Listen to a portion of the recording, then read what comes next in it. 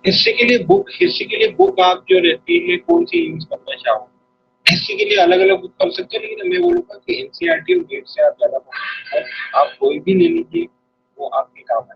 मैं बोलूंगा आपको पहले आप जो हमारे नोट से इसको देख लीजिए, वीडियो देखिए, उसके बाद फिर आप दूसरे book लेना। तो पहले मैं आपको बेसिक कंप्लीट करा दूं, उसके बाद मैं आपको बुक बता दूं, ठीक है?